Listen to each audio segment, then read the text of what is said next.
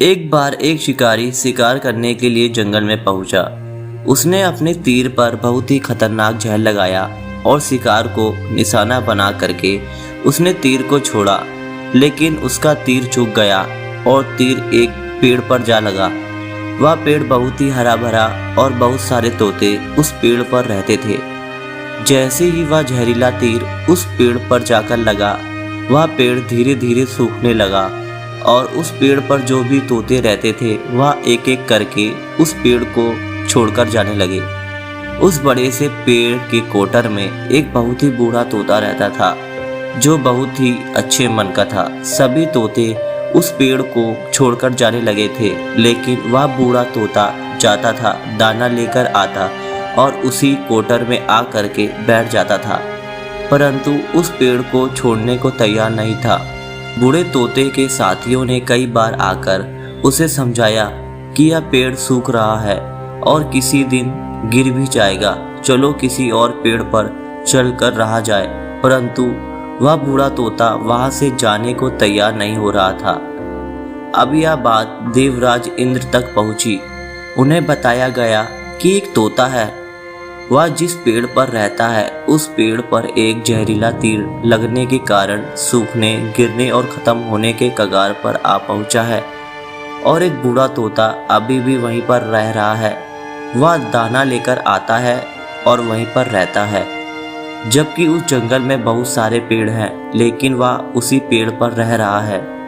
देवराज इंद्र प्रकट हुए और उस बूढ़े तोते से कहने लगे कि आप बहुत अच्छे मन के हैं, लेकिन आप इस पेड़ को छोड़कर किसी और पेड़ पर चले जाइए।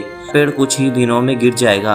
तालाब के पास में बहुत सारे बड़े बड़े हरे भरे पेड़ हैं, बड़े बड़े कोटर हैं। उन पेड़ों पर फल भी लगे हुए हैं, उन्हें वहीं पर तोड़कर खा सकते हैं, परंतु यहाँ से आप चले जाएं। तोता बोला, माफ़ कीजिए, इस पेड़ ने मुझे जीवन दिया है, शिकारियों से मेरी रक्षा की है, हर मौसम में मेरे साथ रहा है। यह कोटर मेरा घर है, यहाँ मैं पला बड़ा हूँ। इस पेड़ को मैं छोड़कर कैसे जा सकता हूँ?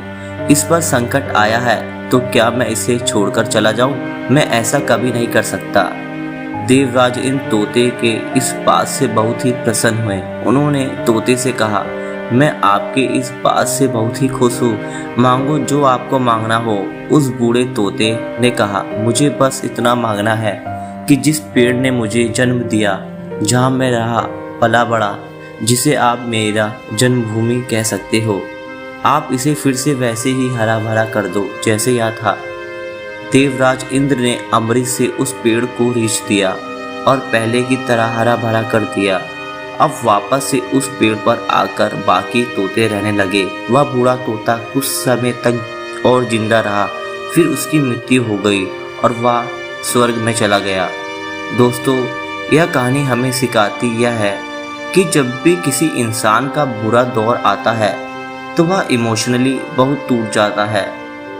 उसे किसी सहारे की ज़रूरत होती है, किसी की आवश्यकता होती है। अगर आप ऐसे समय में उसे छोड़कर चले जाएंगे, उससे बात नहीं करेंगे, मुंह मोड़ लेंगे, तो आपसे बुरा कोई नहीं है, क्योंकि आप किसी के सुख का साथी बने या ना बने, लेकिन आपको हमेशा किसी के दुख का साथी जरूर बनना चाहिए।